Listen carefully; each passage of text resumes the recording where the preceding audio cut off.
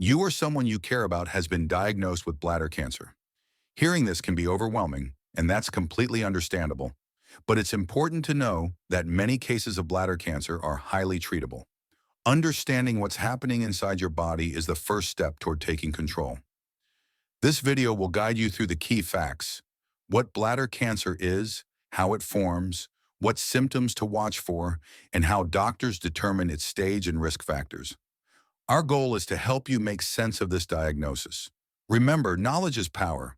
The more you understand, the more confident you will feel when talking with your doctors and making decisions about the path ahead.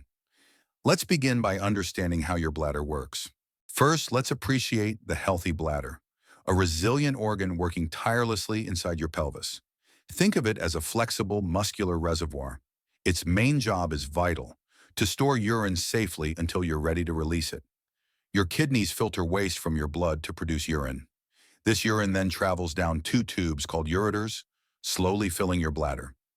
As it fills, the bladder's elastic walls expand easily, like a balloon. When you urinate, the bladder muscles contract while a sphincter muscle relaxes, allowing urine to flow out through the urethra. This sophisticated system cleanses your body and maintains chemical balance. Most bladder cancers start in the bladder's delicate inner lining. When cells there grow out of control, they disrupt this finely tuned process. Let's look closer at the inner lining, called the urothelium. Imagine it as a protective, waterproof carpet that stretches as the bladder fills and contracts as it empties. The cells in this lining are constantly renewing themselves in an orderly way. Old cells die, making room for new, healthy ones. But sometimes this orderly process is broken. Over years, often due to exposure to toxic chemicals like those in tobacco smoke, errors called mutations can occur in a cell's DNA. DNA is the instruction manual that tells a cell how to behave. When the instructions that say stop dividing are damaged, the cell ignores the body's signals. It starts dividing uncontrollably. One cell becomes two, two become four, forming a cluster of abnormal cells, a tumor. This is the beginning of bladder cancer, a silent, microscopic change within the bladder's inner lining. Not all bladder cancers behave the same way. Once a tumor forms, it generally follows one of two main paths: papillary carcinoma. These tumors grow inward toward the hollow center of the bladder, often on a stalk. They look like tiny sea corals. Many papillary tumors grow slowly and remain on the surface for a long time. Doctors call this non-muscle invasive bladder cancer, carcinoma in situ, or CIM. This is a flat, high-grade cancer that grows within the lining itself, like a hidden stain. It doesn't form a distinct mass, which makes it harder to see, but it is aggressive and has a high risk of invading deeper into the bladder wall. Furthermore, doctors assign a grade based on how abnormal the cancer cells look under a microscope. Low-grade cancer cells look somewhat normal and tend to grow slowly. High-grade cells look very abnormal and are aggressive, with a higher risk of spreading. Most CIS tumors are high-grade. Identifying the type and grade isn't just about naming the cancer. It's about predicting its behavior and choosing the most effective treatment strategy. In its early stages, bladder cancer often whispers rather than shouts. You may notice subtle changes or none at all.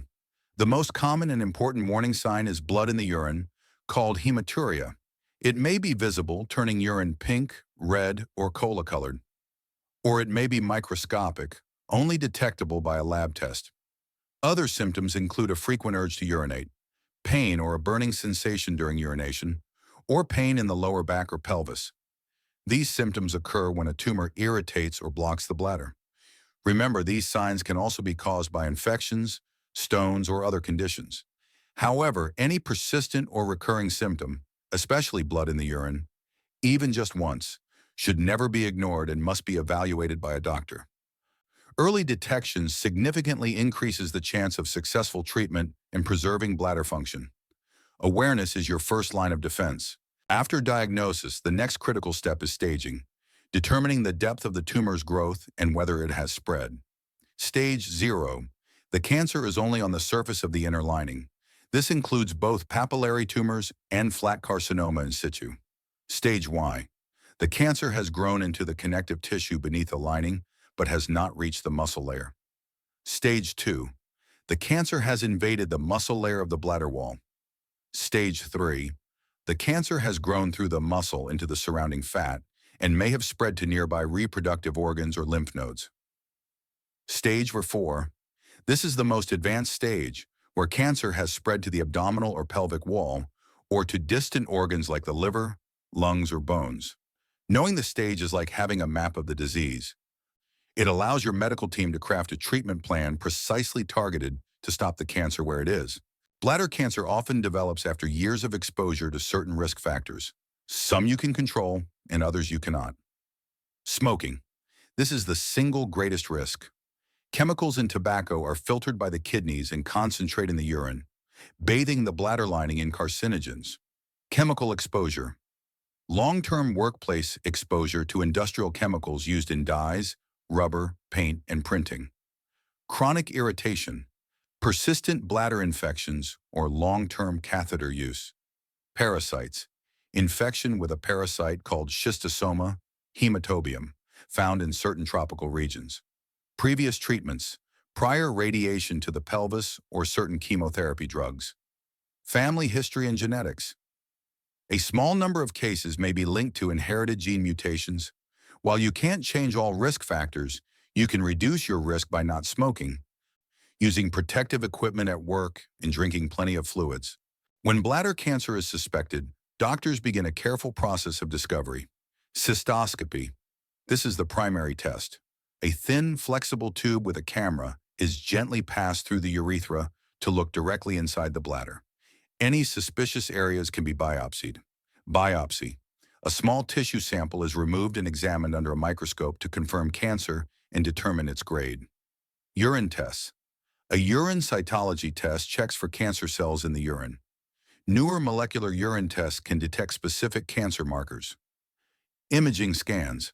A CT urogram is the standard scan to visualize the entire urinary tract and check for spread. MRI or PET-CT scans may be used in specific cases. Together, these tests confirm the diagnosis, define the stage and grade, and form the foundation of your personalized treatment plan. Once the diagnosis is clear, the focus shifts to action. The treatment plan is tailored to the cancer's stage and grade. For early-stage non-muscle invasive cancer, the first step is a TURBT procedure, where the tumor is removed through a scope.